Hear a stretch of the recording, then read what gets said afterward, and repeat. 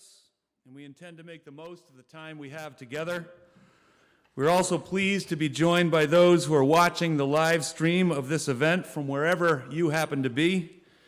Regardless of where you are as you take in this event, we're excited to be with you and on the verge of celebrating with our 88 soon-to-be graduates, their family members, and friends. As we begin today on this spectacular campus of ours, we are mindful of the fact that here at Brooks School, we live and learn on land once of the Pennacook people, and we acknowledge their enduring presence. Before proceeding, I'd like to take a few minutes to outline what we will be doing over the next couple of hours. This lawn ceremony aims to honor and appreciate a wide range of talents and contributions students have shared with the school over the course of this year and a number of years in some cases that leave us incredibly proud to work with them. We will hear from faculty members who lead the school's art, athletic, and academic programs respectively, along with members of the class of 2024 who have excelled in these areas. In between and along the way, we will present a number of prizes that have been earned by Brooks School students for generations. After conferring prizes and taking in all today's speakers have prepared, I will then enjoy the privilege of presenting some school prizes toward the end of the ceremony. I will finish with a few thoughts about this year's school leaders and the many who will play important leadership roles in 2024, 2025. With a sense of what is to come now in hand, and before we get started, I want to introduce those who are on stage with me this afternoon. Babette Wielden is in her 5th year at Brooks and serves as chair of the Arts Department and director of the Robert Lehman Arts Center.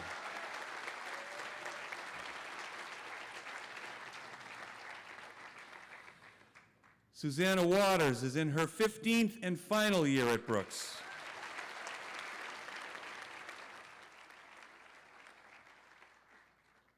Andrea Hines is in her 32nd year at Brooks.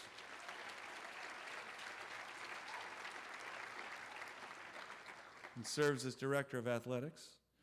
And Beanie Egerton, Director of Admission and Financial Aid, also in her 32nd year at Brooks. Mrs. Hines and Mrs. Egerton are in charge of prizes this afternoon, so all is going to go smoothly.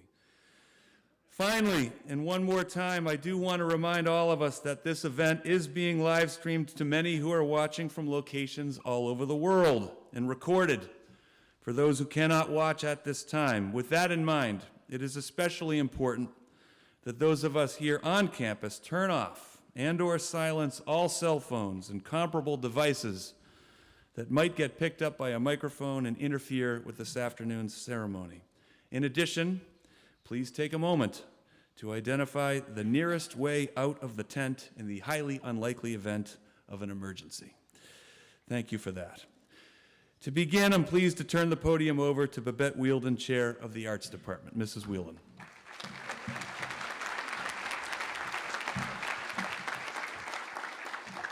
Good afternoon.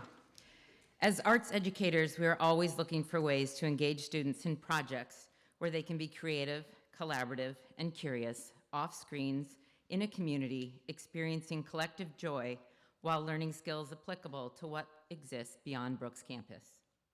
All Brooks Arts courses expect students to be curious, be creative, think critically, work collaboratively, communicate effectively, ask questions, be on time, stay on task, use your imagination, and most importantly, create art that is unique to you. Most aspects of the arts, like life, are organized with the idea of conceptualizing ideas, creating, composing, critiquing, and ultimately completing. Here at Brooks School, we focus on the first 4 of those acts, conceptualizing. Why are you here in the Center for the Arts Studios? What do you want to make, perform, practice? What story do you want to tell, and in what way? Creating. Students spend time in our Center for the Arts developing skills and competencies through the creation of art, both visual and performance.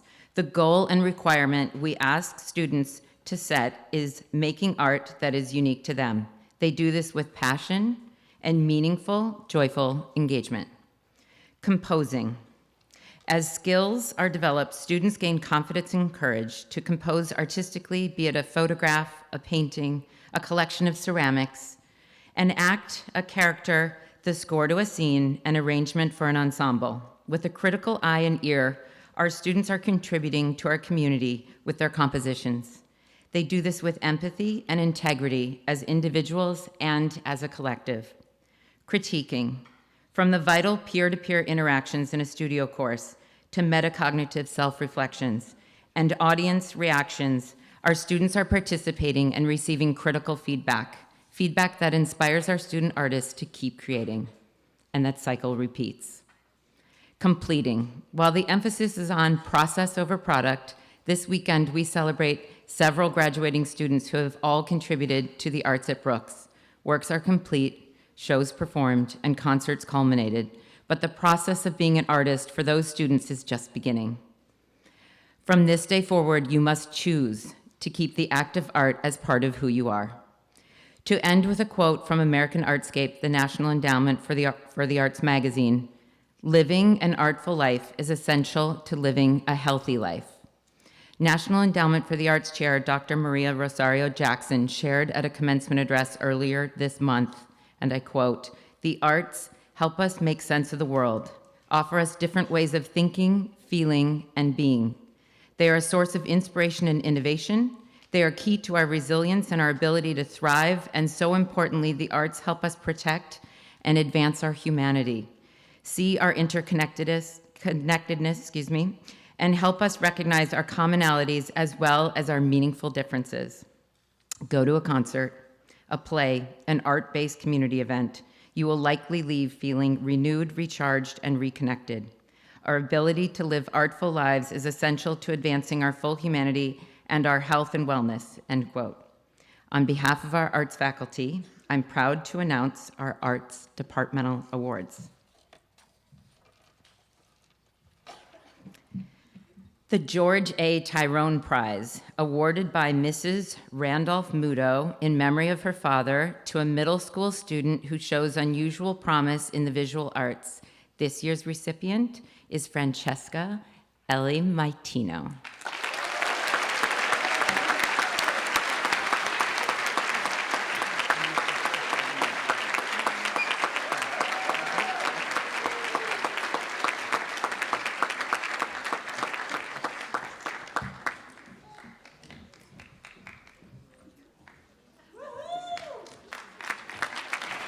Go this way.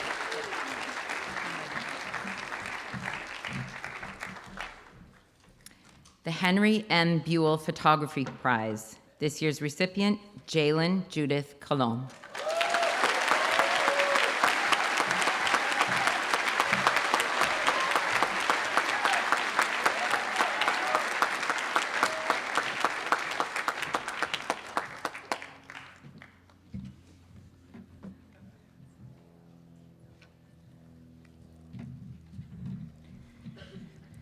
The Russell Morris Prize, awarded to an upper school student who has made distinguished contributions to the visual arts at Brooks School, Grant Emery Moore.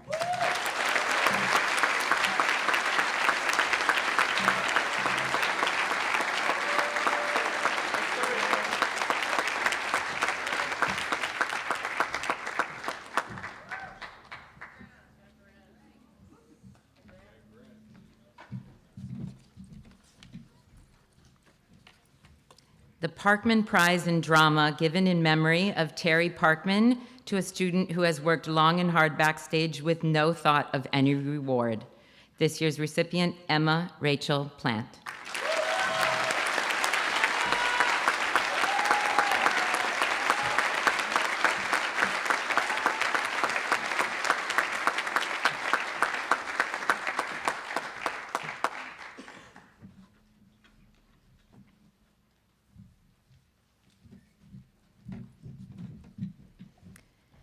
The Knowlton Drama Prize, given in memory of Warren Knowlton of the class of 1967 and awarded to a member of the Brooks community who has shown those qualities of loyalty and devotion to drama and versatility and enthusiasm in work before and behind the scenes that were typified by Warren Knowlton. This year's recipient, Arshia Sharma.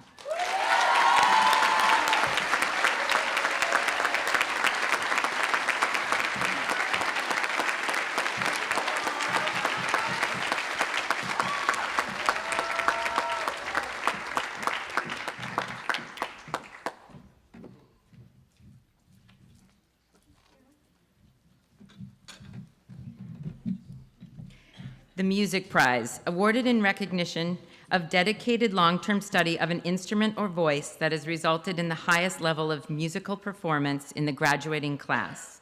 For vocal performance, this year's recipient is Tessa Catherine Dark.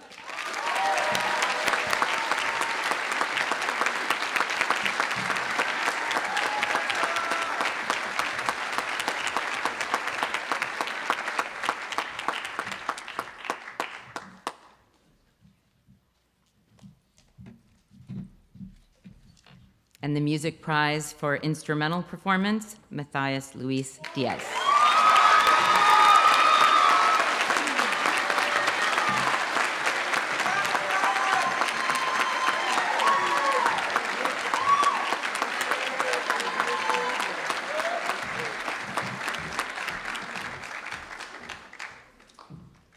The Robert Lehman Art Prize. This is awarded to the students whose works in the end-of-year exhibition received the most accolades. And this year's recipient is Hannah Judith Evans.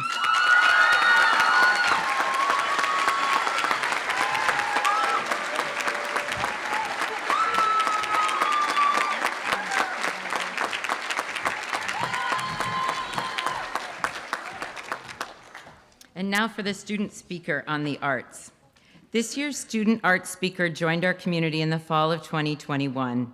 That year, I had the fortunate opportunity to work with him in a winter term I co-created on environmental artivism with Sarah Donalfo and visiting environmental artist, activist, and printmaker, Pippin Frisbee Calder. It was in that 3-week experience that I first witnessed the incredible character and intellectual curiosity of this extraordinary young man. His work on the invasive purple loosestrife, I asked him like 3 times before this, was I getting that right? And of course I didn't. And commitment to artistic process confirmed why the work we do in the arts at Brooks is so rewarding. As a 4th former, he became an artist inspiring artist. Move Forward, that multifaceted young man was soon entertaining us on the piano and rock band, winning international art competitions with his entries in the New York Times Learning Network, not once, but twice. Committing to visual arts with 2 years in AP Studio, producing compelling collections, unique, creative, and contextual.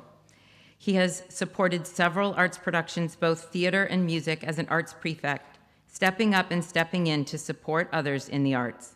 On behalf of all of us in the arts, we are grateful. We are honored to have Grant Moore here at Brooks School, making meaningful art today, and also sharing his thoughts. Grant Moore.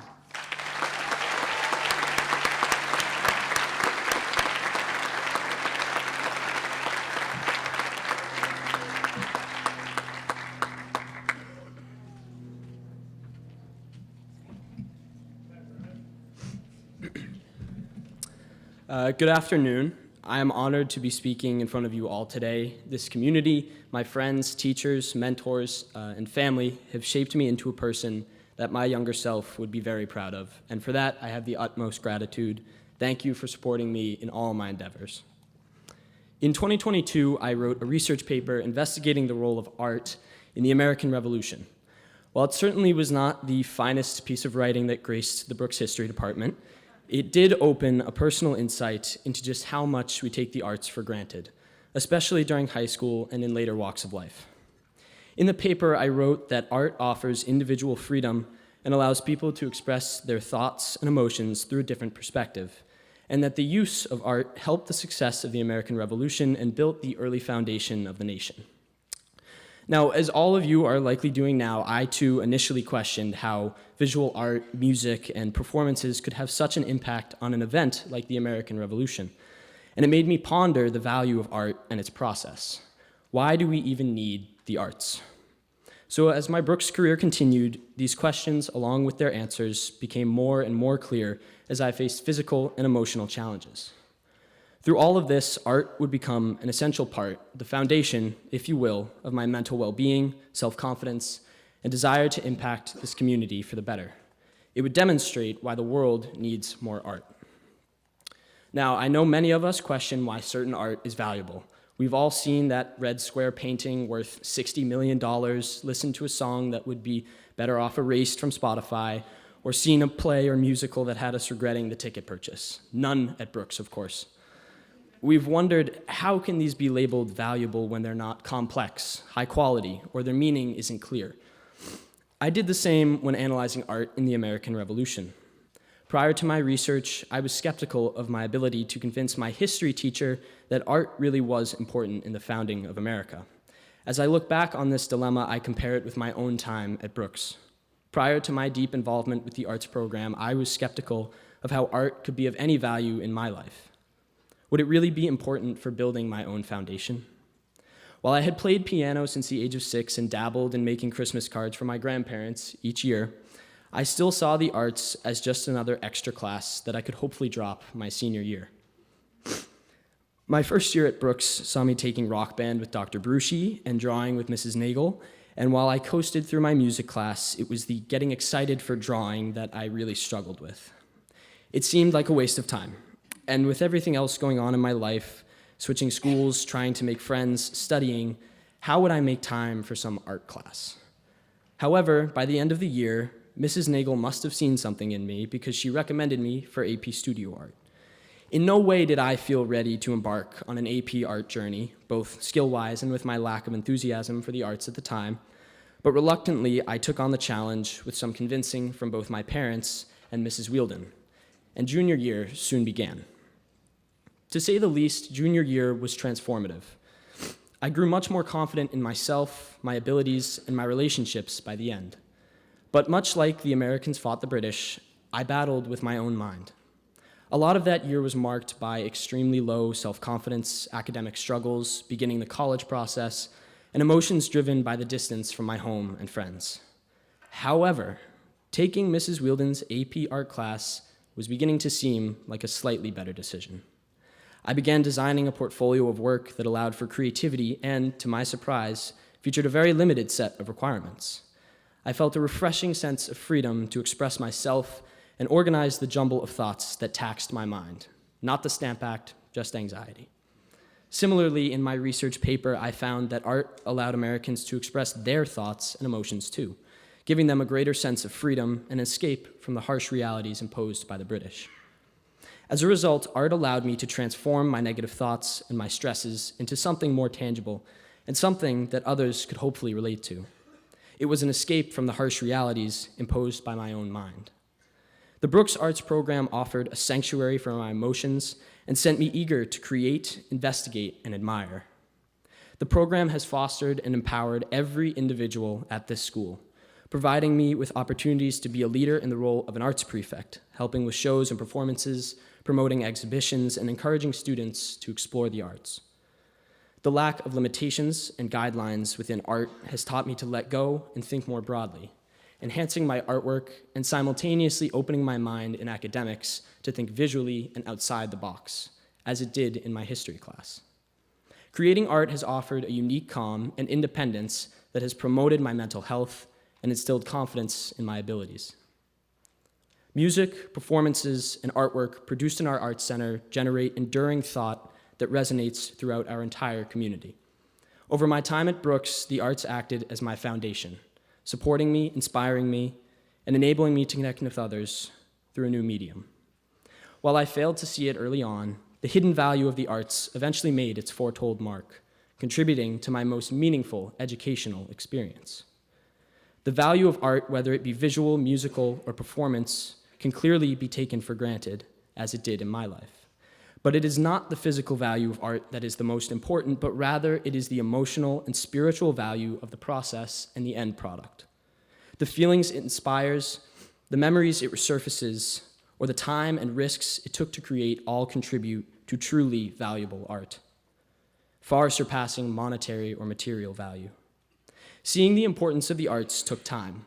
It took patience. It was indeed a challenge to stick with it early on. But I promise you, if you continue creating, painting, drawing, singing, playing, acting, and sharing your work to build up yourself and those around you, the value will grow beyond what you can see. At the end of my Brooks Arts journey, I came to find that art humbly offered composure, confidence, and creativity to my once disorganized mind of internal conflict, so much more than what you may think art provides. In parallel, at the end of my history paper, I concluded that art gave confidence to unheard voices, inspired change, and was pivotal in cementing our great experiment in democracy.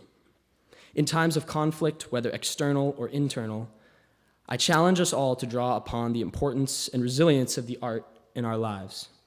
While necessity is the mother of invention, creativity in any form is the mother of innovation. Thank you.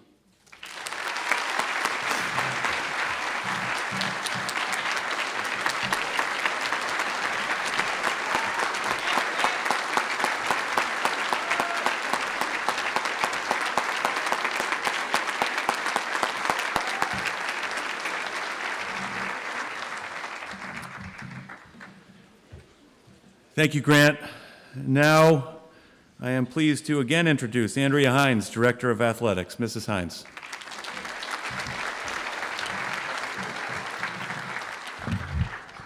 Good afternoon. I'd like to begin by recognizing and congratulating our crew teams who competed yesterday in the annual Niagara Championships. All 8 boats made the grand finals, an extraordinary feat that has not happened since 2005. For the boys,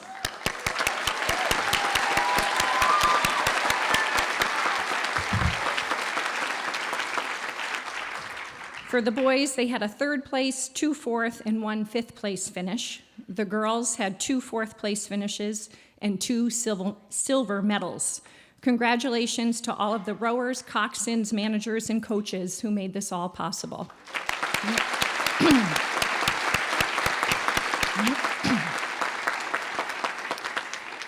Brooks Athletics has a long-standing tradition of success, as evidenced in the many banners and trophies that adorn our athletic facilities. Winning is undeniably exhilarating. However, when alumni return to campus and talk about their Brooks athletic experience, it is the team and the bonds forged with their teammates that resonate most profoundly. Belonging to something greater than oneself, prioritizing collective goals over individual pursuits, learning how to work together and for others are the cornerstones of a great team and of a vibrant community. I argue that the most meaningful experience of a Brooks education happens within our teams and in our athletic program. Win or lose, our teams do it together, with each member playing a vital role. From the star player clinching the winning goal to the steadfast supporter cheering from the sidelines, every contribution is valued and essential to the team's success. Consider the pitcher's no-hitter, made possible by a flawless defense, the synchronized rowing crew gliding past competitors in perfect harmony, the student who has never played before scoring her first goal, made possible by assists from her teammates, the goalie earning a shutout thanks to unwavering defensive support, the selfless pass leading to a pivotal basket, the squash player who has to play at number 1 so the ladder can be more competitive, or the runner who achieves their personal record as a result of the daily team challenges. These triumphs epitomize the essence of teamwork.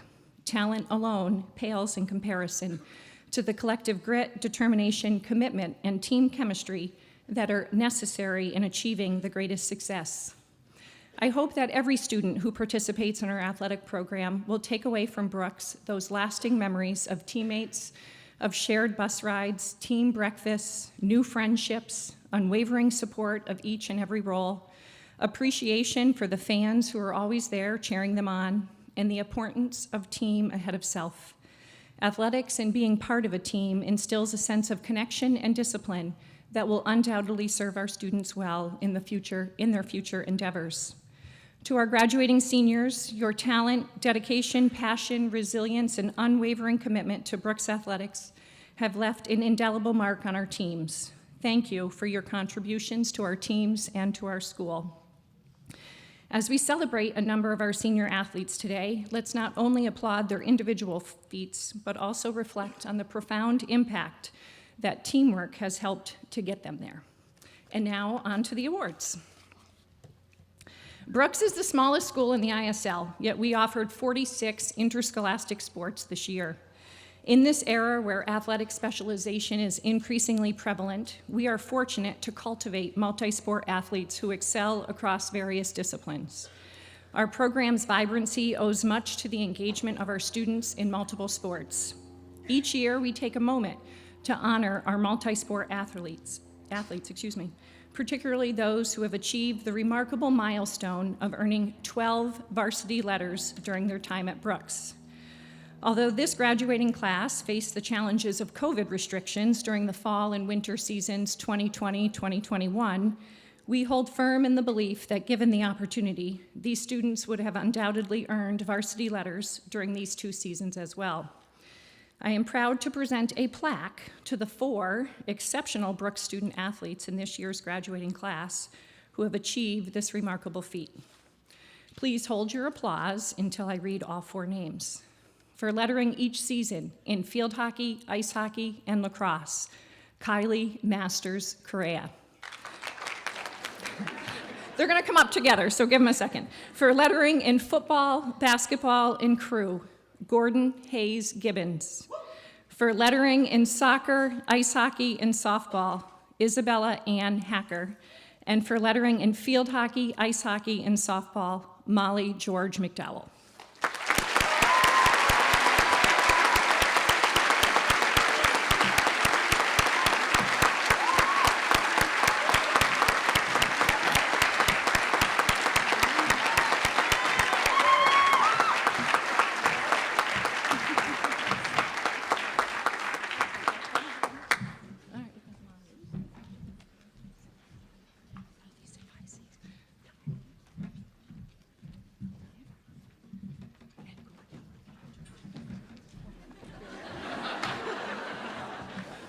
He's really tall.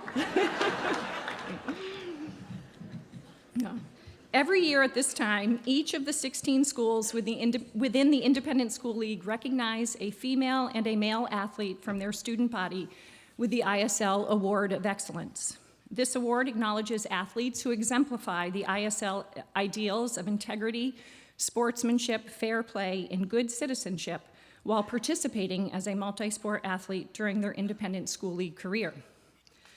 In just 2 years at Brooks, our male recipient earned 4 varsity letters, demonstrating exceptional talent in 2 varsity sports. His leadership and contributions were not limited to the ice or the baseball diamond, and extended beyond his teams to the classroom and community in general. He will continue his passion for baseball at the collegiate level. Our female recipient, also a leader in her own right, has excelled as a 3-sport letter winner in volleyball, basketball, and crew. She even ventured into a new sport, crew, during her junior year, a risk that has led to a commitment to continue at the Division I college level next year. The recipients of this year's ISL Award of Excellence are Jalen Judith Colon and Connor James Herlihy.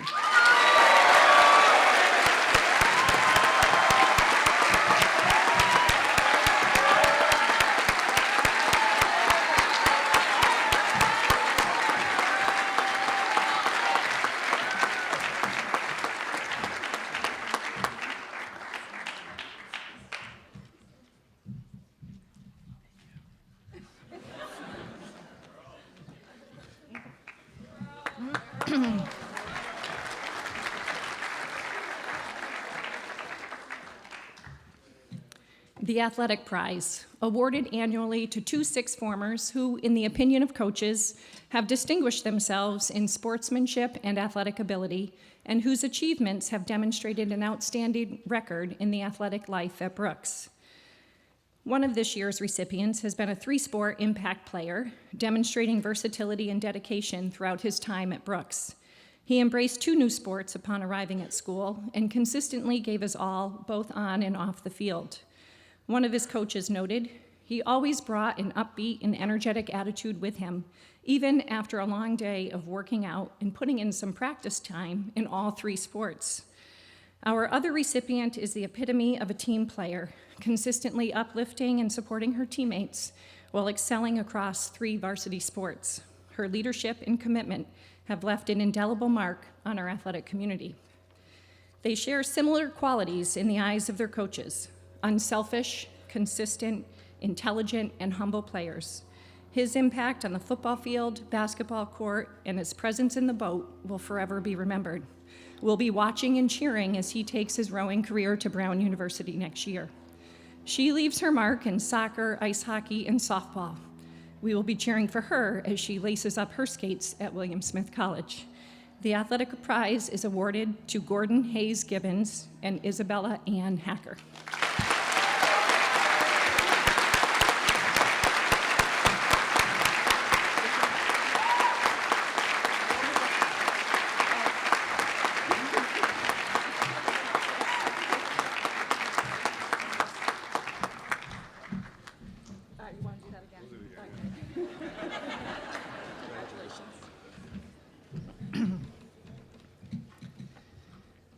The Carrie Ann Cater Prize is awarded annually by the faculty to that female member of the graduating class who, by her warmth and generosity of spirit toward others, by her outstanding contributions to Brooks Athletics, by her presence alone, has added that precious quality of kindness for which we remember Carrie Ann Cater. This year's recipient embodies the qualities of an exemplary teammate, respectful, coachable, and always prioritizing the team's success over her personal achievements. She attends every practice, all 3 seasons, with a positive attitude and an outstanding work ethic. She never seeks the spotlight.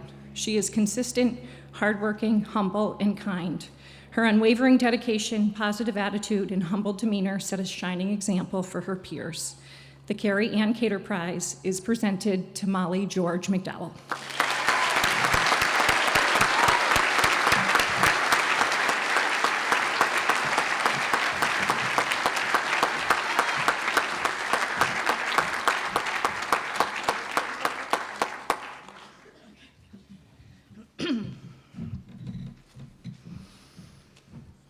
The Frank D. Ashburn Athletic Award, voted on by the faculty and given by Mr. and Mrs. Arnold Cogswell to honor an outstanding individual or team performance in which intangible extra qualities have added a special flavor to the school. To understand their dominance, you need to look no further than their record and the scores of their games the past 2 years. 32 wins, 5 losses, each year achieving a championship milestone. This year alone, they outscored their opponents 166-38 and recorded 6 shutouts in 19 games. Against one unlucky opponent, they hit 3 consecutive home runs and a total of 4 in the game. Multiple players on this team have earned all ISL, all NEPSAC, all tournament honors over the past few years, and one was the MVP of the league last year and of the Big East Invitational this season. Their impressive stats speak volumes, but it's their unwavering camaraderie, sportsmanship, senior leadership, and team chemistry that truly set them apart. This sport does not typically get many followers, but this was not true of this particular team. There were faculty regulars at home and away games, a faculty-student game that yielded curiosity and excitement as they tried to hit off the pitchers. And they even had the first ever fan van who came to a regular season makeup game in Needham on a weekday to support them. Students, faculty, and family came out to the Hill to support and watch, eager to see what accomplishment the team might make during that game, or perhaps to witness the 17th home run of the season. From record-breaking victories to their care and support for one another, this team embodies the essence of the Brooks athletic experience. It's a special honor to award the Frank D. Ashburn Athletic Prize to the girls' softball team. You can all come on up.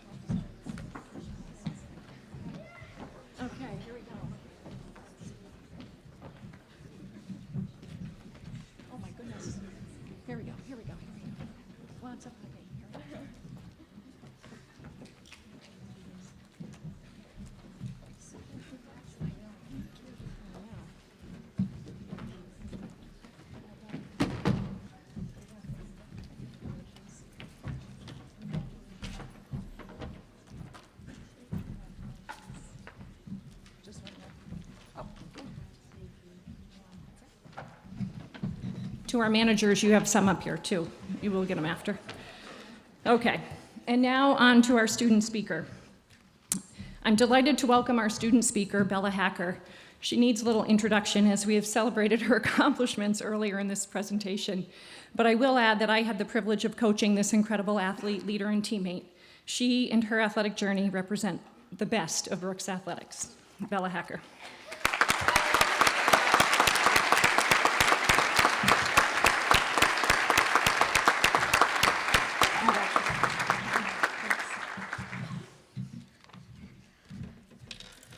Good afternoon. On Thursday, May 9th, Hines called me into her office and asked me if I had a second to talk. For those of you who don't know, she is also my softball coach along with the athletic director. I have a deep respect and appreciation for her and all that she does, so I was quite nervous when she pulled me into her office. I had wondered if I was in trouble. When she asked me if I would give this speech, I was shocked, but in the back of my head, I knew that I wanted to do it. I was very nervous, I still am, by the way, and I was unsure of what I was going to share with you all today. I appreciate that Brooks has given me this opportunity to reflect and a moment to speak on what playing sports at Brooks has meant to me. Athletics has always played a significant role in my life. Soccer was my first introduction to organized competition.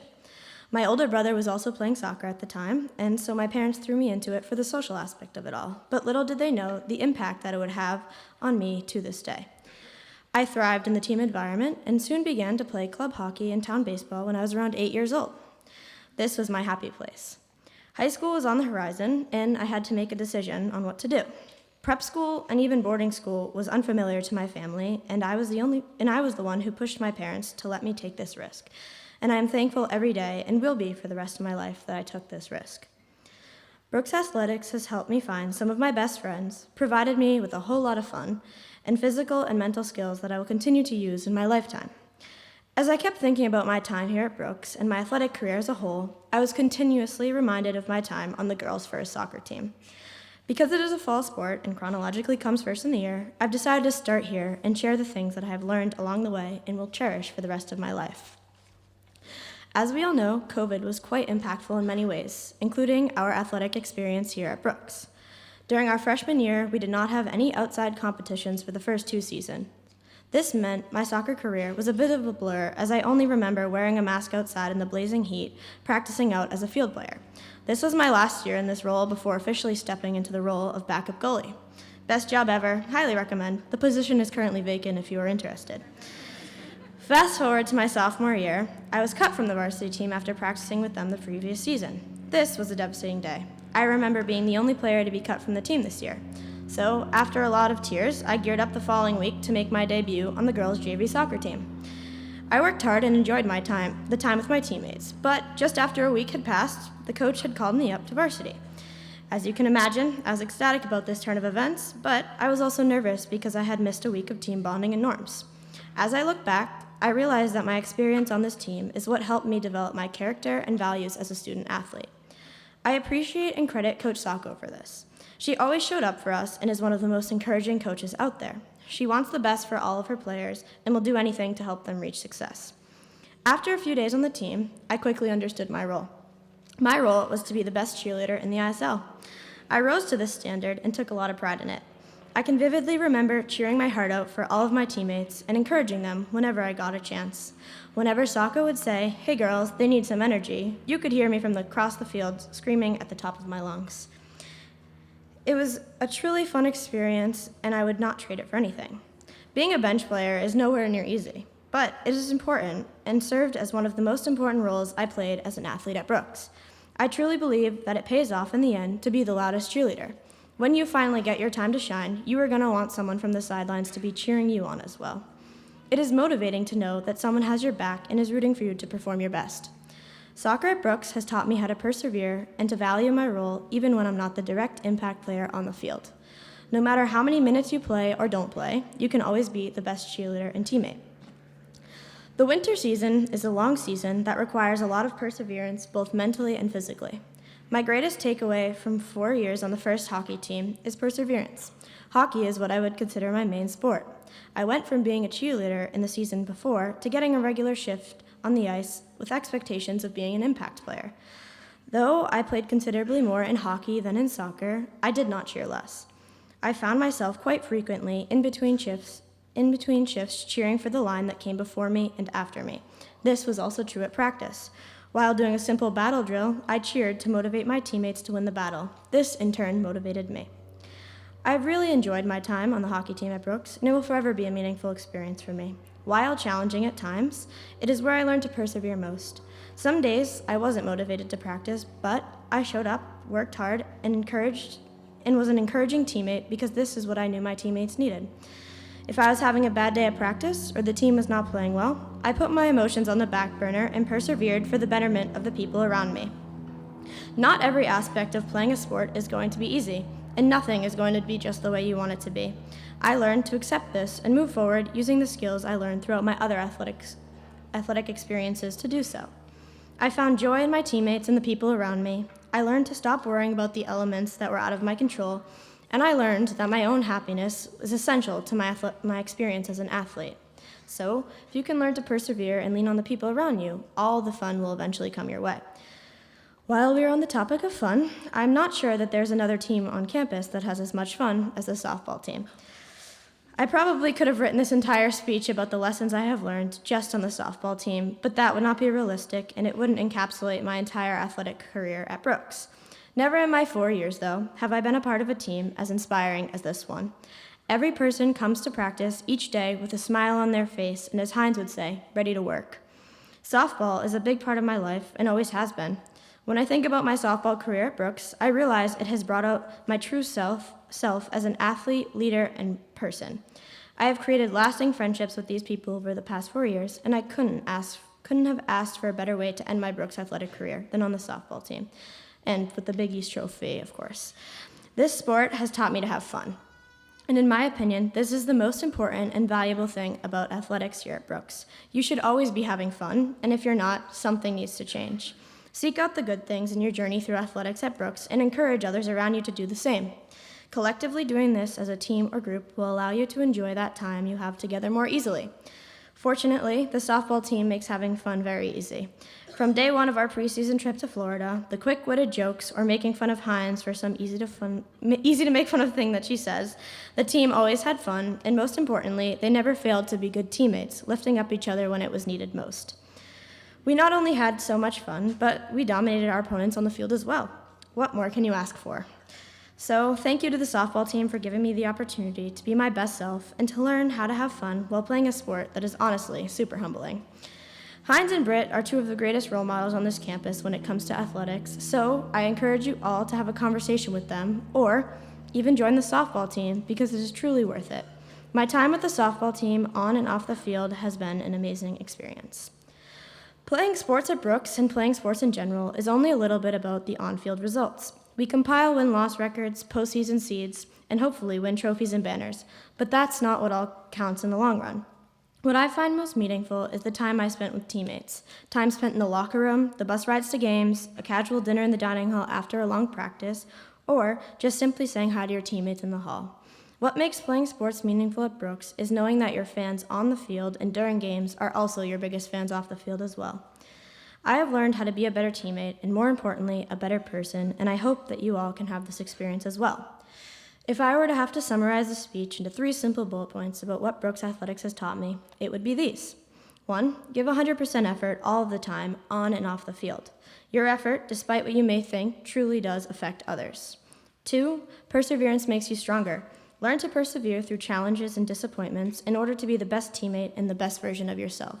And finally, 3, have fun. If you are not having fun, then why are you playing? Find the joy in all the little things and enjoy the time that you have with your teammates because that time does eventually come to an end. To the class of 2024, whether you're continuing your athletic journey past Brooks or not, always remember the valuable lessons you have learned and the fun times that you have had because Brooks is truly a unique place with some amazing people. So, make good decisions and love your job. Thank you.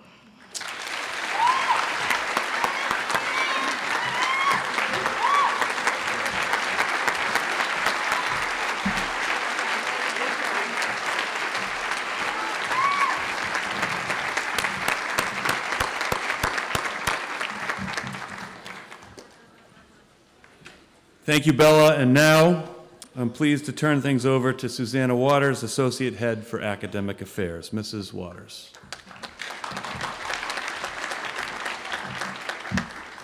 Good afternoon. As part of preparing alongside the class of 2024 to move on from 1160 Great Pond Road, I endeavored to experience some uniquely Brooks bucket list items. Not dissimilar to the annual senior Polaroid project, it has incentivized me to make the most of my remaining time on this beautiful campus. Henry and Ivy showed me how to use the telescope in the observatory. Dr. Ludi took me around the lake in the launch during crew practice. Mr. Chapman let me ring the chapel bell, and Sylvia and Lana taught me how to raise the Brooks and American flags up the pole. I'm still planning on trying to catch a fish in the goose pond with Mr. Benson. I noted from the Link Hallway bulletin board that senior goals included winning paranoia, creating the best yearbook yet, acing a test, creating your own podcast, and trying the dining hall's fisherman's platter. Why do we engage in bucket lists and Polaroid projects? I've read that they help us to reflect on values and identify meaningful experiences that we wish to explore, and thereby hold ourselves accountable to accomplishing. It altogether seems a very Brooks thing to do, to reflect on our values and pursue meaning. When I thought about how that translates to the activities I gravitated toward, I realized I was curious about things other Brooksians enjoyed or had committed themselves to, whether it was a co-curricular interest in astronomy, dedicating oneself as a chapel prefect, or embracing the tradition of raising, lowering, and folding our flags. Brooksians, I know you approach your academic program here with the same animating principle of curiosity. In the spirit of school values like engagement, passion, and creativity, and in pursuit of meaning, you have tried on the perspectives of teachers who are experts in African American studies, biotechnology, Mandarin, medieval literature, stagecraft, and computer science. You have watched your peers perform in cabarets and deliver oratory speeches and present capstone projects. You have attended SDLC and GLSEN and sustainability conferences. You have sung and spoken at Law Day, enjoyed Saturday AP Econ breakfasts, and applied to Students on the Forefront internships to be human rights activists and research scientists. I have always been glad that we have lawn ceremony to reflect on your intellectual pursuits and recognize those who have committed themselves with a special fervor to their exploration for meaning. So as you move on from this tent after tomorrow, whether it be as a graduate or just for summer vacation, please reflect on the perspective you have gleaned and the values you have reinforced by seeking out a meaningful education. You don't need a bucket list or a Polaroid to do it, but if that applies to you, I hope you achieved it. We will now recognize members of our student body for their exceptional efforts and contributions to the academic life of the school. First up, the Publications Prize, awarded to a student whose diligence, devotion, and skill have contributed significantly to the successful production of a Brooks publication, given this year to Cheng Zhuang.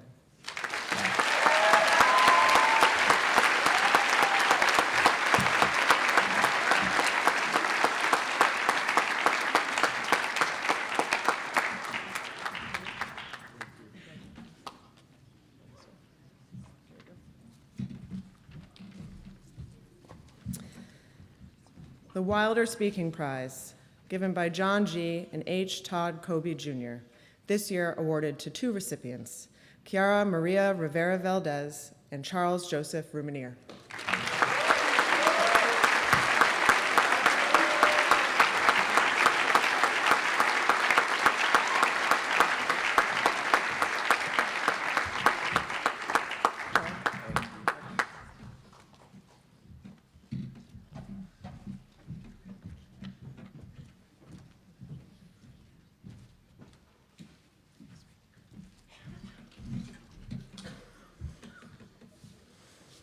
The Edmund Samuel Carr Prize in Latin, this year awarded to Zhaohan Shi.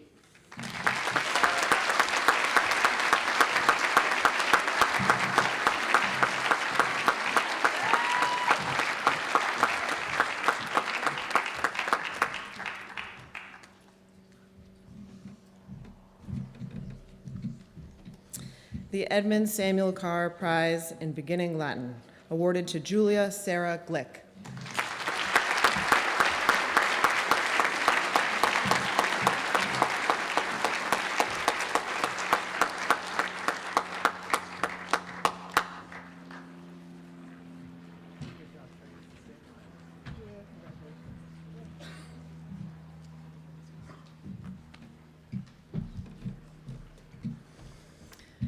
The Spanish Prize, awarded to two recipients, Julio Sanz Rios and Caroline Cristoforo St. John.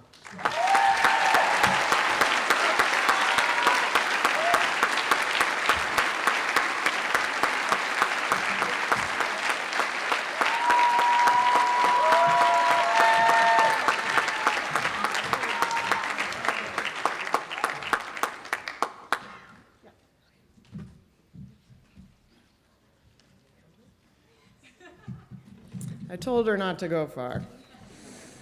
The René Champignon French Prize, also awarded to Julia Sanz Rios.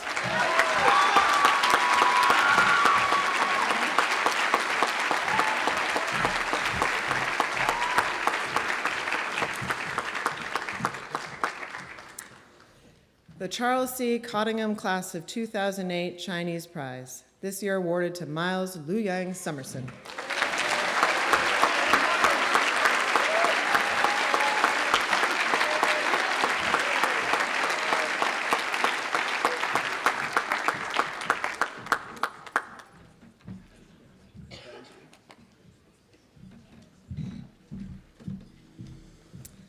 The A.G. Davis Phillip Prize, given by the Science Department to an individual who has demonstrated an interest in and who shows considerable promise in science, Rohan Nilesh Amin.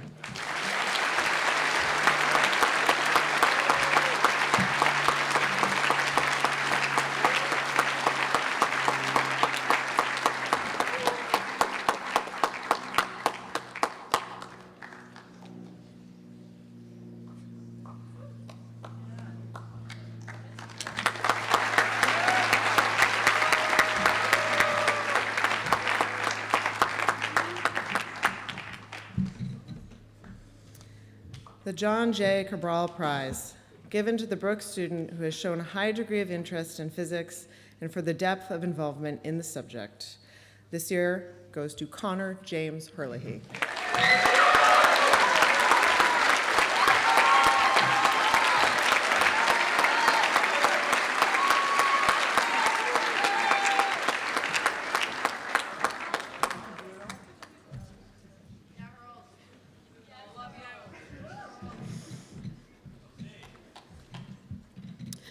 The Rensselaer Polytechnic Institute Medal for Excellence in Mathematics and Science goes to Seho Daniel Min.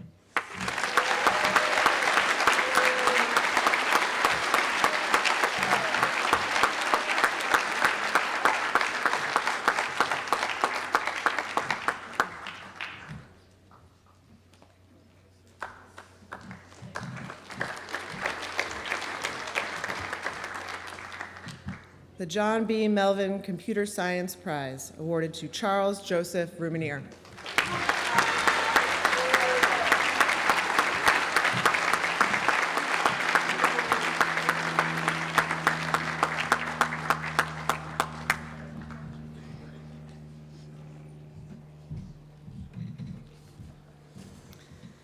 The Nicholas J. Evangelist Science Prize, awarded to Sonakshi Gozal Gupta.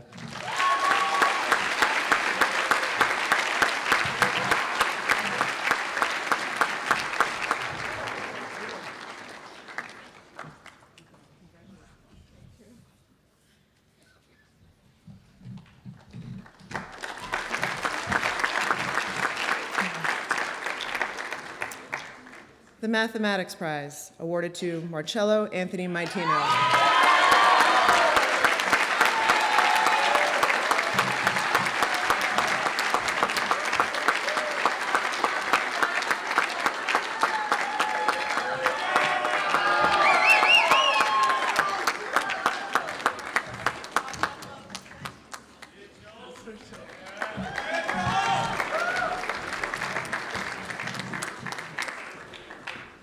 the Howell Van Gerbig Jr. Prize, given for the best essay on the development of political institutions, for his paper titled The Second Amendment, an Argument for Increased Gun Regulations, awarded to Jack Patrick Dawson.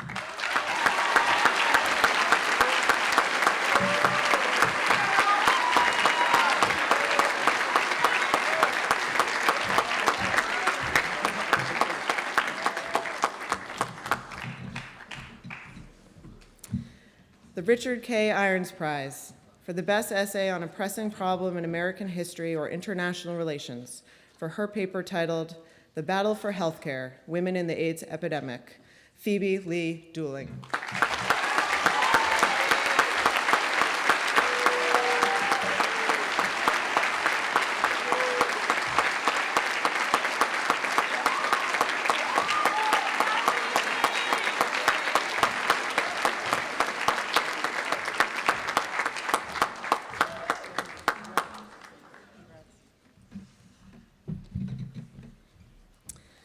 The Michael W. McCahill Prize in History, awarded to a sixth form student who has demonstrated a love for the discipline by taking a wide and rigorous program in history, a mastery of analytical thinking and writing, an enthusiasm for the craft of historical research, a delight in the exploration and exchange of ideas, and an empathy for the human condition. This year goes to Zhaohan Shi.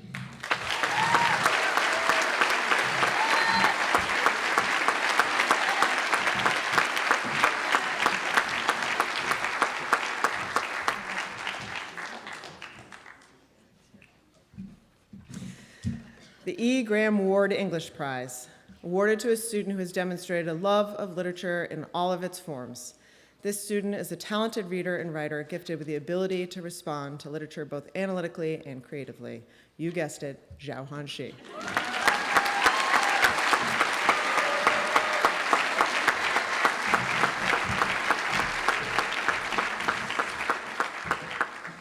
I would now like to call Brooks alumnus Adam Rumenier, class of 2006 from Brooks and 2010 from Harvard University, to the stage. Mr. Rumenier will help to award the Harvard Club of Merrimack Valley Prize.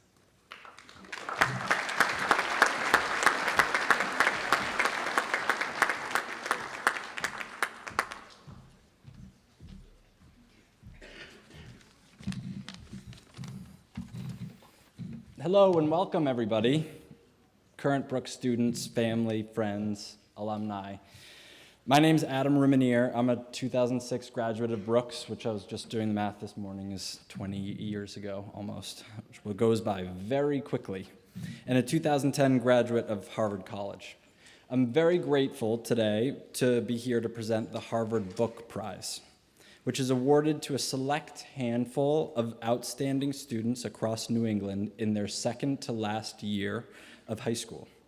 This prize goes to an individual nominated by the faculty for high academic achievement, leadership, character, and active participation in school affairs. It's with great pleasure that I present this award on behalf of the Harvard Club of Merrimack Valley to this year's recipient, Charles Joseph Rumenier.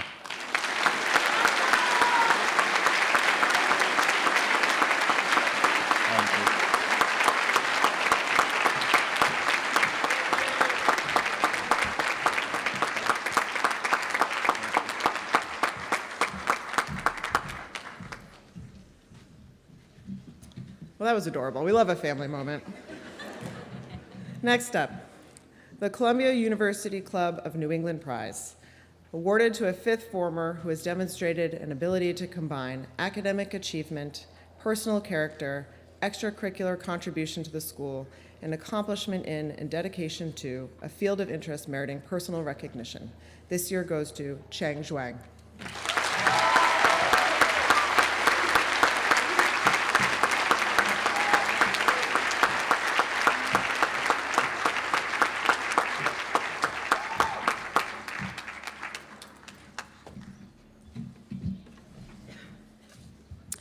The Phillips Brooks Prize. The Phillips Brooks Prize, donated by the Phillips Brooks Society, is awarded by the school minister in memory of the Reverend George Frederick Vaught and presented to a sixth former who, during his or her time at school, has followed in the path of Phillips Brooks by offering a constant love exemplary service, and good humor to the community, and by setting a high standard for others. This year goes to Bernardo Camino Garcia.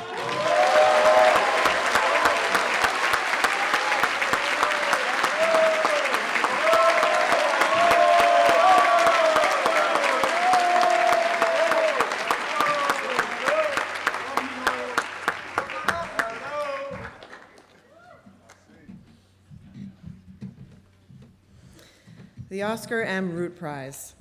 The Oscar M. Root Prize, given by Morgan H. Harris Jr., is awarded to a member of the Brooks community who, during the year, has exemplified certain characteristics with which Oscar M. Root for many years enriched life at Brooks.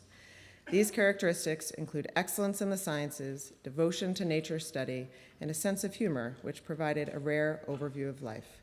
This year goes to Caitlin Ann McDonald.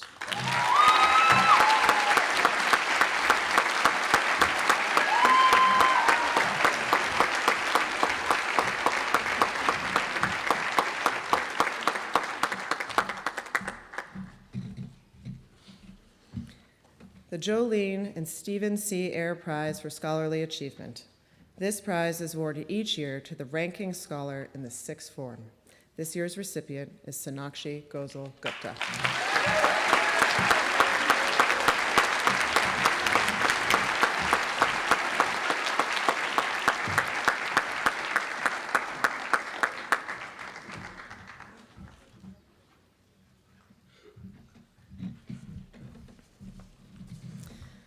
To the class of 2024, your achievements have been many at Brooks. We will long remember your talent and dedication. The academic and college counseling offices would also like to congratulate you for the external scholarships and merit awards you have earned toward your higher education. You are deserving of all the recognition afforded to you. Well done. Now please join me in welcoming an all-around brilliant scholar and proud member of the class of 2024, Zhao Han Shi, to the podium to share her reflections on a remarkable academic journey. Jasmine.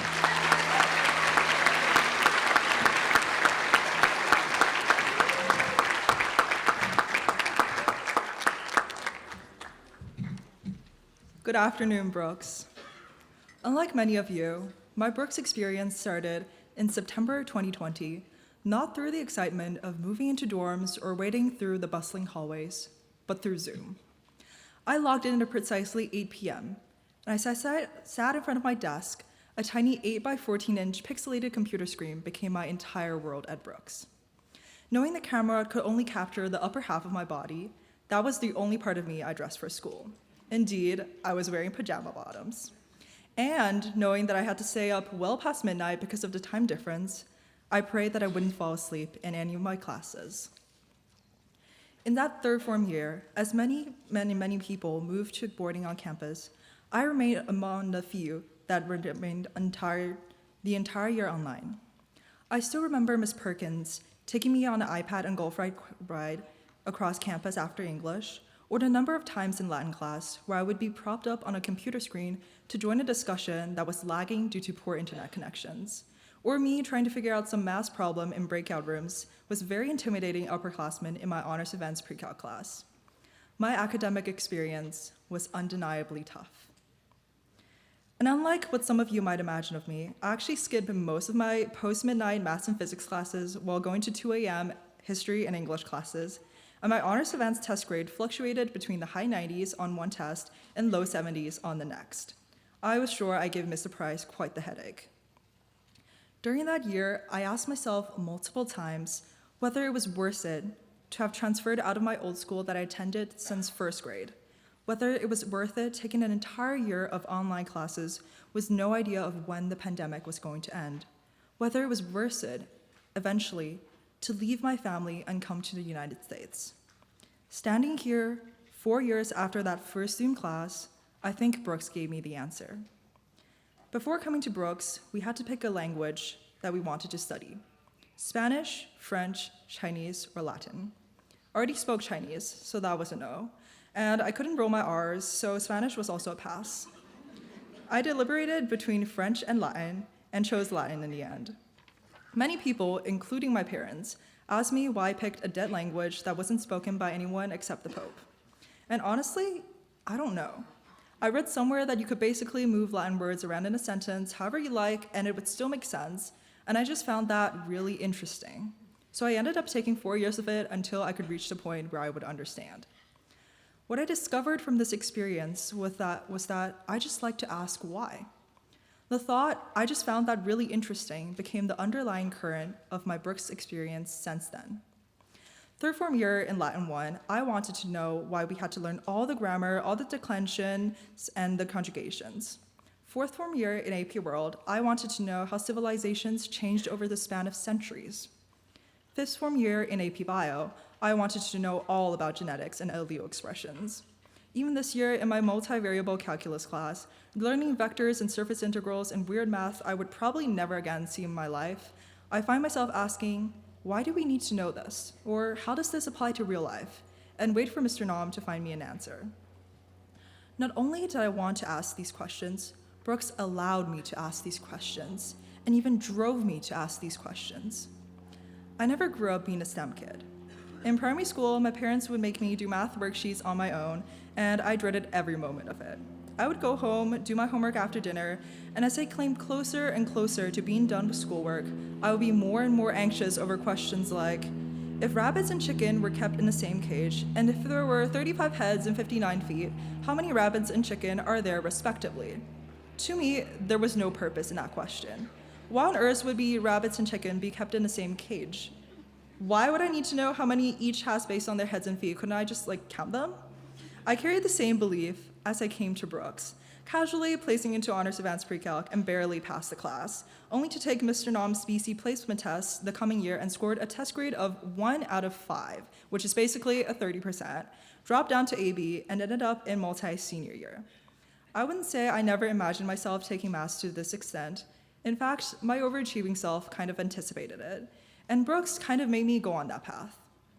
So I thought to myself, I might as well make it enjoyable. I might as well ask some whys. Humanities, though, was a totally different experience. I loved English. I loved history. I was the type of kid who, when asked what you wanted to do when you grew up, would say, I want to be a writer. And I did try to become a writer. COVID year, I began posting short stories online and also wrote for the Brooks Shield, then active Brooks newspaper on issues I cared about. I joined the Tavern and Still Waters and had the joy of editing other people's work. I published my own short stories sophomore and junior year, and even doubled up in English junior year with Sharp's contemporary novel. I had the opportunity to write so much, so unlimited, and so supported in that class. Even in senior year, as I took English Lit, something more analytical, I find myself enjoying discussions about the nature of characters in books that we read. Even when no one really understood why that was my aspiration, and I can't even count the number of times I've heard some version of, you can't make any money as a writer, was my two hands, I was determined. The reason why I love English and writing, and the tingling curiosity behind my passion, is that I find meaning in just understanding humans. Why did a character act the way they did? Why did the story progress this way? What does this tell us about the society we are in? I find meaning in writing because its words translate into reality, into emotions. These emotions are encoded in the writing so that when we read a story, we feel what the characters feel, experience what they are experiencing, and thus live an entirely different life. Not only did Brooks give me the opportunity to experiment with English however I wanted, it gifted me with Advanced History Capstone, a class I'm taking this year where I get to research whatever I want. But regardless if I like English or history, or if I dislike math and physics, Brooks brought me on a journey to try it all. Instead of thinking, oh my god, I have to take chemistry next year, I thought this might be the opportunity to learn something new. Think about your academic experience at Brooks. Maybe in math class, you found out that you love investigating the relationship between numbers. Or in biology, where you discovered that we're all born from little ATGCs pieced together as strands of DNA. Maybe you want to learn more about the fundamentals of human genetics. Or in art, where you put paint to canvas or chords to air, maybe you desire to create emotion from art. Or in English, where the very real experiences of characters float out of the page. You see the power of writing. The list goes on. Academics is not the result, but the journey we all embark on here at Brooks. There is no pot of gold in the end. I won't look back at my high school experience in 20 years and remember that 98 I got on an essay or the one time I flunked my math test. What I will remember is the times in capstone where we talked about what is truth, the moment of epiphany when all the formulas pieced together in math, the feeling of accomplishment when I figured out whether a trait was dominant or recessive, the awe I have from looking at the sun shining on my own art creations.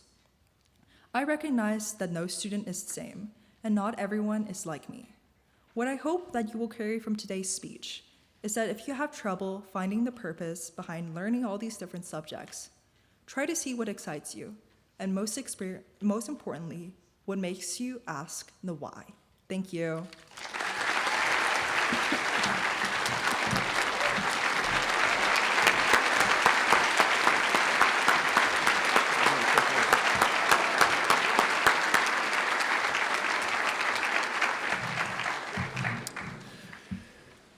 Thank you, Johan.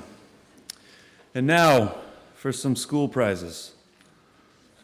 The Malcolm G. Chase III Prize, awarded to a third, fourth, and fifth former who, in the judgment of the head of school, has made the most personal progress during the year. The Malcolm G. Chase III Prize in the third form goes to Tyler Richard Principe.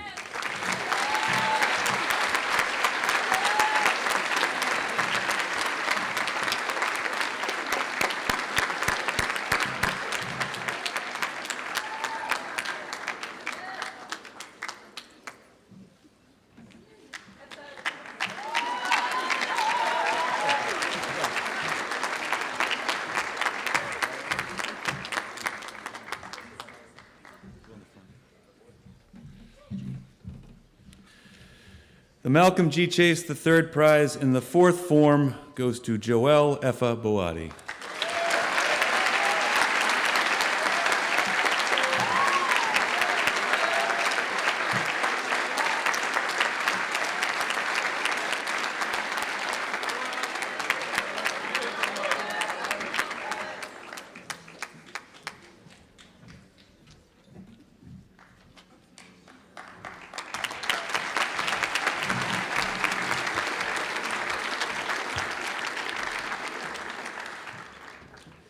The Malcolm G. Chase III Prize in the fifth form goes to Emerson Lee Davis.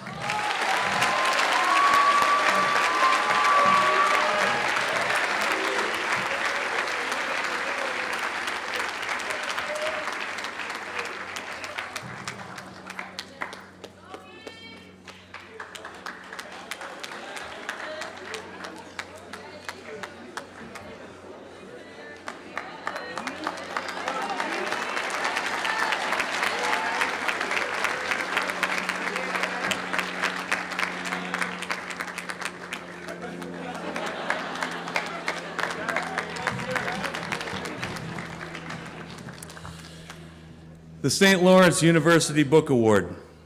In recognition of the value that St. Lawrence places on fostering a welcoming and inclusive community, we would like to honor the achievements of a junior who has displayed a significant commitment to inclusivity. This year's recipient is Michelle Ohenua Osafo Grant.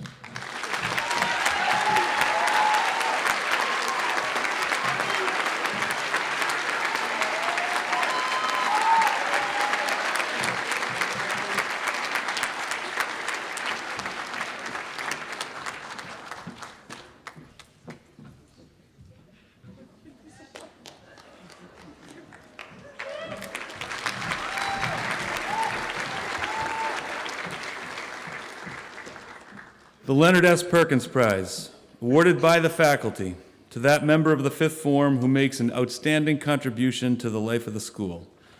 This year's recipient is Lydia Leiden Tangney.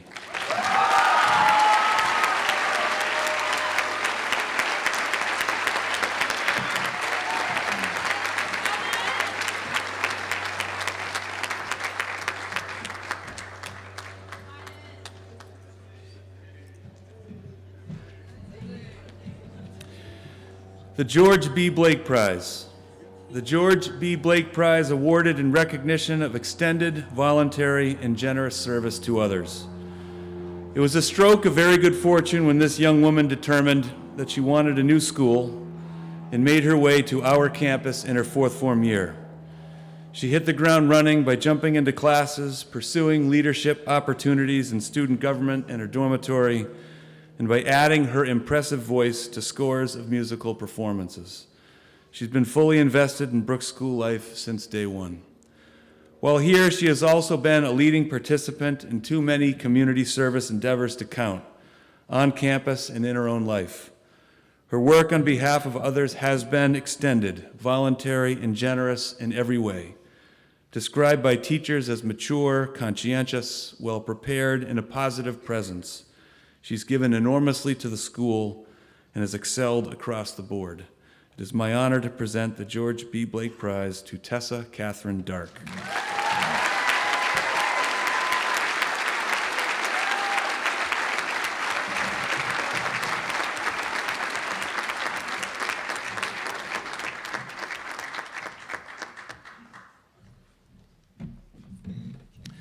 The Harvey P. Hood Prize. The Harvey P. Hood Prize, awarded in recognition of special interests, such as working with young children, making things with one's hands, and in memory of a lively, gentle view of life. This student is a lot of things: excellent in the classroom, a terrific athlete, and an exceptional friend to all fortunate enough to count her as one. Yet most would likely point to her infectious kindness when describing her, including lots of faculty children. Her Hall of Fame babysitter status is well known on this campus. She's been a peer advisor and also a tutor. In both cases, she exudes warmth and support and interest in whomever it is she is trying to help. So many have drawn from her along the way. It will surprise no one to learn that she is on her way to a career in nursing and healthcare. How fortunate those destined to be in her care will be. With great admiration for what she has given to others, I'm honored to present the Harvey P. Hood Prize to Hillary Elizabeth Young.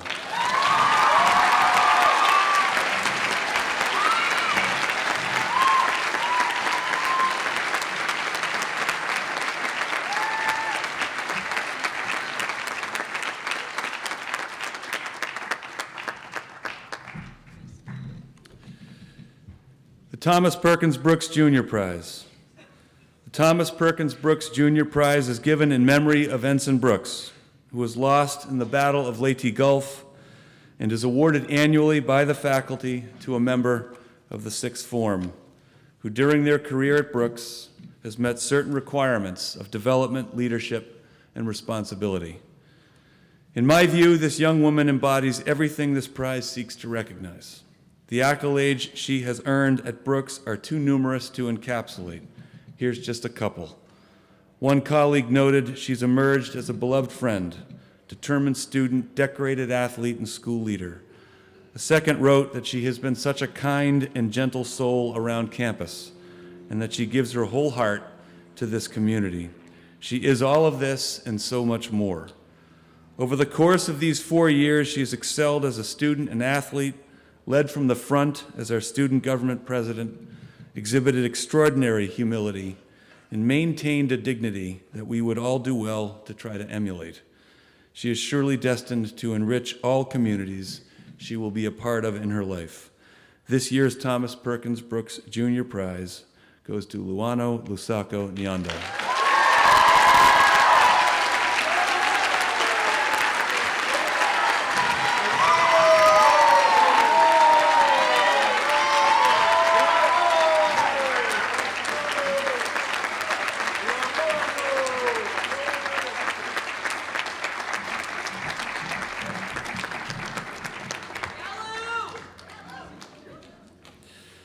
The Kilbourne Bowl.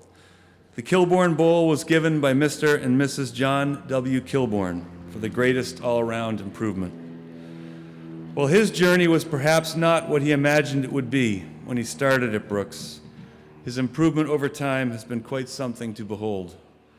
One colleague pointed to a set of his academic comments noting, "They focus not only on your accomplishments, but the depth of your intellectual curiosity and engagement. In ways that are testament to his persistence and hard work, he emerged as a varsity athlete, and he forged friendships at Brooks that I'm confident will remain with him for the rest of his life. When sitting and taking in his impressive history capstone presentation, I was blown away by a level of clarity and mastery that would have been unthinkable years earlier. We are both incredibly proud of him and equally excited about what he will still be as his life unfolds. I'm honored to present the Kilbourne Bowl to Adam Ginn.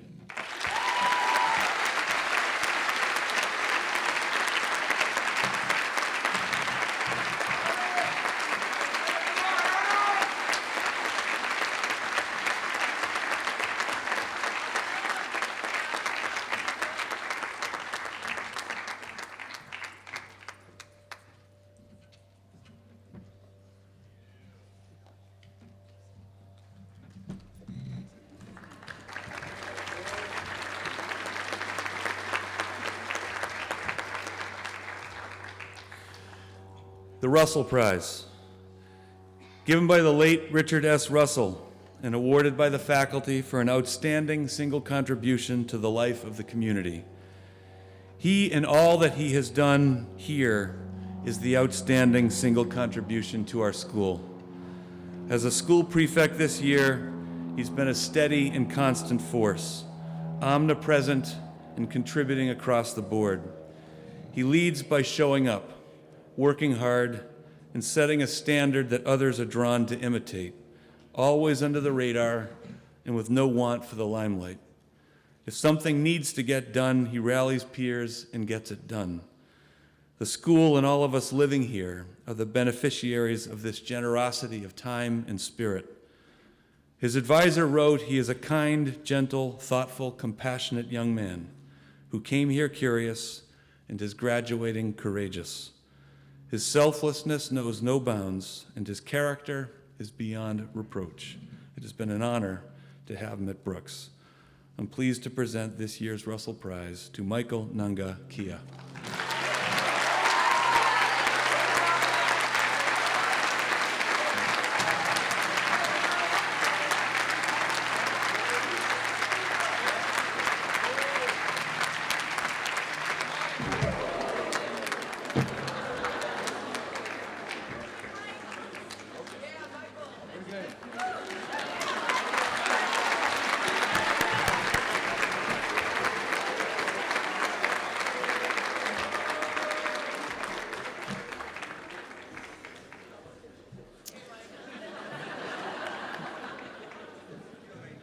All right. The Dunnell Prize. The Dunnell Prize, given by the faculty in honor of Jacob Dunnell and William W. Dunnell III, who jointly gave 57 years of dedicated service to their students and the school, is awarded to a sixth former who's worked without fanfare to better the school. There is a depth to this young man that is unmistakable and impressive. His talents run the gamut. A member of the Cum Laude Society, an exceptionally talented artist whose work is mesmerizing, a soft-spoken leader who provides an example that has earned universal respect and admiration. His teachers and his advisor laud his contributions with a cascade of accolades. They note his genuine and sincere character, his strong moral compass, and his yearning to be of service to others. As a school prefect, he has been a first-rate leader, engaged in all kinds of ways and leading with conviction, as one colleague put it. He does all of this with great humility and an exemplary work ethic. We're certain to be proud of him as his life beyond Brooks takes shape over the years ahead. I'm honored to present this year's Dunnell Prize to Grant Emery Moore.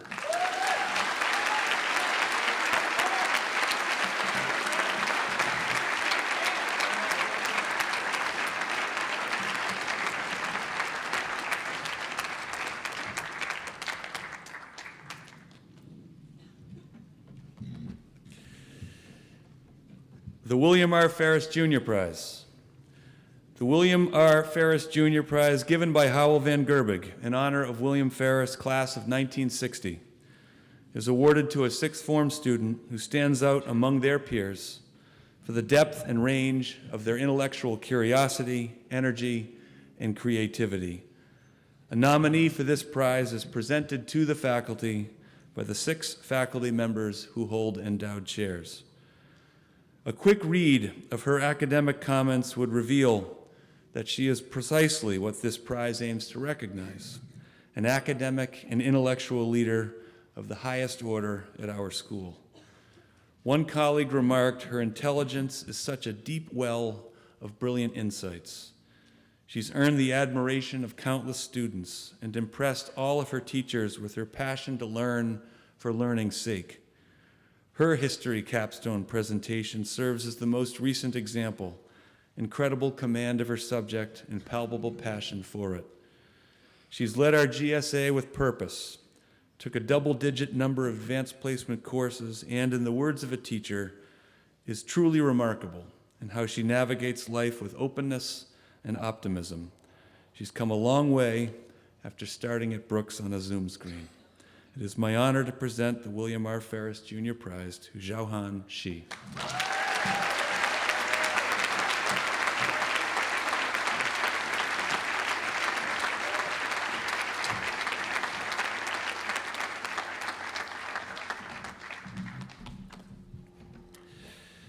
The Headmaster Emeritus Prize, to be awarded by the faculty for any reason it considers appropriate. I do not think that one could pour themselves into all of this school's life more fully than she has over these years.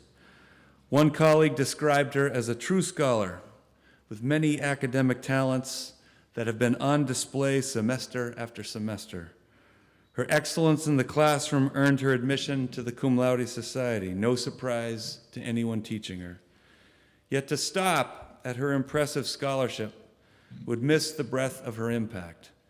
She's been an exceptional school prefect, a devoted athlete and teammate, an enthusiastic participant in our internship program, and the number of times colleagues use humility and kindness to describe her are too numerous to count. To know her is to respect and admire her. As she heads to what is certain to be a successful next step in her life, I'm honored to present this year's Headmaster Emeritus Prize to Gushwan Christina Liu.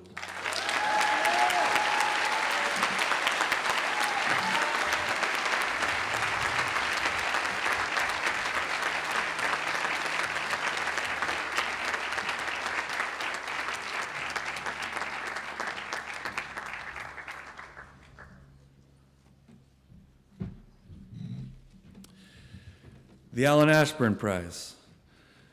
The Alan Ashburn Prize, given by the late James D. Regan and awarded each year by the faculty for any purpose it deems suitable. There are too many suitable purposes to count when thinking about this young woman's many contributions to the school. She's been an outstanding school prefect, a 2-sport captain, a 3-sport varsity athlete, an excellent student, and the consummate school citizen. She puts the whole ahead of herself in everything she does. A colleague described her as a person that truly cares more for the well-being and happiness of those in her school community than for any personal gain. As a leader, she is hardworking, accountable, poised, understated, an excellent listener, and a sound and steady voice in any kind of discussion. A colleague added that she embodies everything we would want in a leader and teammate. I don't think there is a member of this community who would not agree. She's been exceptional in every way. I'm honored to present this year's Alan Ashburn Prize to Isabella Ann Hacker.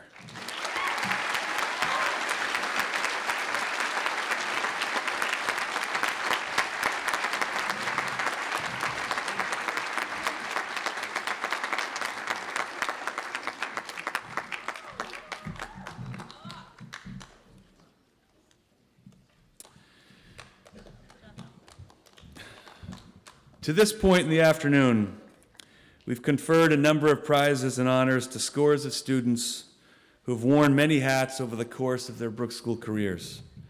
They've excelled in the classroom while taking a rigorous and challenging academic program. They've competed and represented the school well on playing fields, courts, mats, and rinks. They've dazzled us with their artwork on walls and displays all over campus and as performers on any number of stages. They have done and do amazing things, and we are incredibly proud of them. Yet a pronounced thread that runs through presenting all of these prizes and honors to deserving recipients is the work they and many others have done as school leaders. In addition to achieving so much that we celebrate this weekend, they have also had the courage to lead. This courage emerged in all kinds of ways over the course of the year and through the careers of those in this class of 2024. It takes courage to captain a team and be at the hub of that experience, pushing teammates and friends to a higher standard and holding them accountable when needed. It takes courage to stand before the school and chapel and share anything, a reading, a poem, or a talk of your own that reveals something that matters to you. It takes courage to lead an affinity group or club and share that perspective and lived experience with the broader school community. It takes courage to be on the front line of pulling together student activities week after week in ways that respond to a wide range of wants and needs. It takes courage to perform in front of the whole school in any capacity, and leading those groups to believe in themselves is no small thing. And it takes courage to be an upstander in our community when something is off and deserves our attention. From time to time through the school year, I have the opportunity to catch up with the school prefects about all that's going on at school. With this year's group, I recall having a dinner with them at the very end of last year on the lawn behind our home and feeling their energy and enthusiasm for doing their part to have a great year. Somehow they managed to maintain all of that energy and enthusiasm throughout the year in ways that were infectious. They were courageous. They led from the front. They voted with their feet. They were present and engaged. They did an enormous amount of work, seen and unseen, on behalf of their peers and their school, and we were better for it. I've long liked a Dwight Moody quote about character, namely, "Character is what you are in the dark." I've interpreted this quote to mean that one's character is best revealed when no one else is looking. To a person, this group of school prefects are people of the highest character, and who they are in the dark is who they have been in full view over the course of the year. I've admired them greatly and appreciated the standard they have set for school leaders still to come. With thanks to all in the class of 2024 who have played a part in leading the school to the year we are bringing to a close, I ask all of you to join me in thanking this year's school prefects as I call their names and invite them to the stage. They are Bernardo Camino Garcia,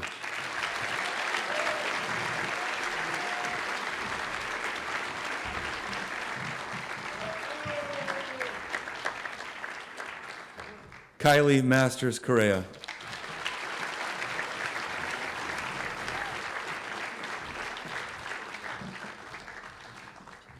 Lana Keats Gibbs,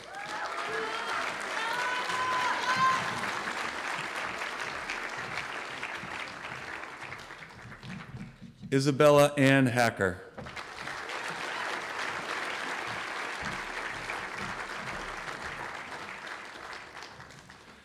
Michael Nenga Kia,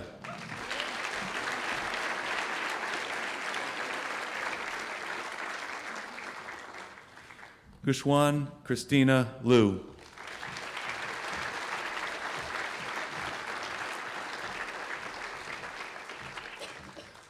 Sylvia Randell Marks,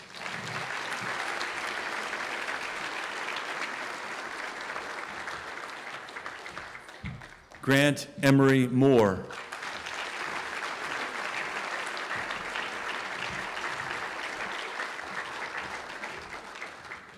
Julius Philip Mura Mwangi,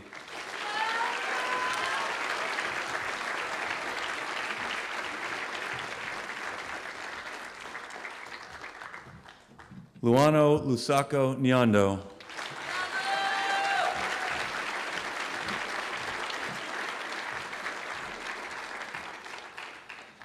and this year's senior prefect, Joel Miguel Morales.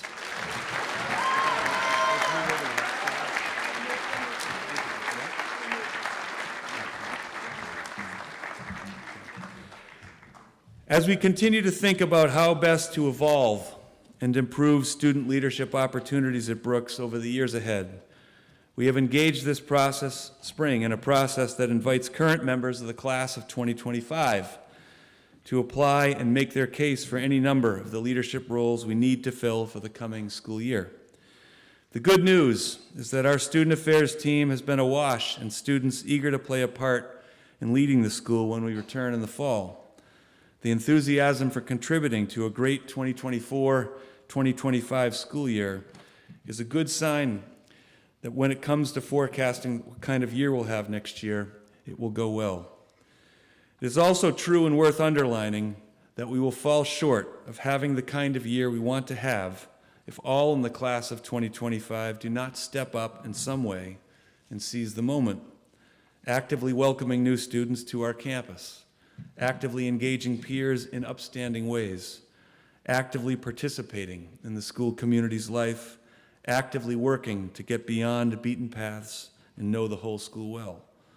The roles members of this rising sixth form will serve in are many in number, and all of them will require their own particular version of the courage I referenced earlier. The 2024-2025 school prefects will be one of many groups who will make a difference over the summer and when students begin to return to campus in early September. They know well the privilege, responsibility, and opportunity that comes with leadership, and it will be fun to see what they do with the blank canvas that is theirs to fill in over the course of the year. With great excitement about what this group and all serving in leadership roles will deliver, we are intent on doing all we can to help them have the year they are aiming for. So without further ado, I'd like to announce next year's school prefects and invite them to join us on stage when I call their names. They are Zachary Michael Amato,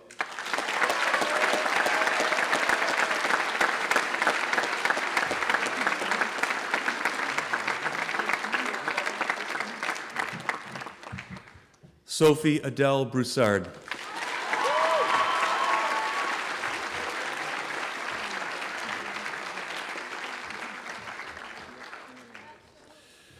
Emerson Lee Davis,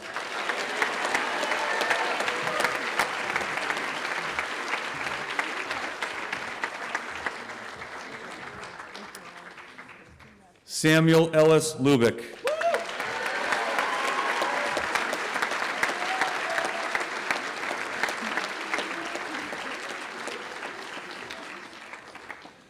Francesca Ellie Maitino,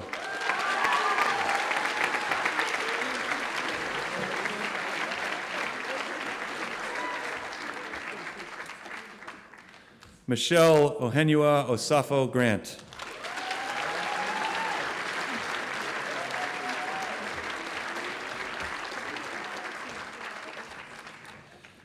Benjamin James Petterelli,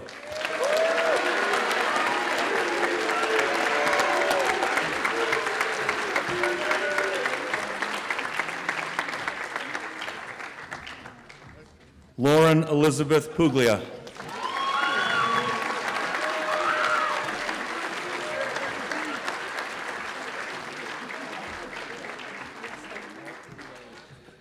Charles Joseph Rumanier,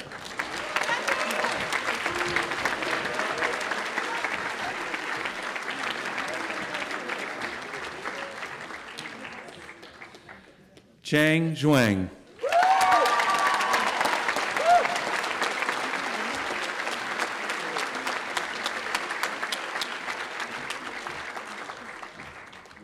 and next year's senior prefect, Lydia Leiden Tangney.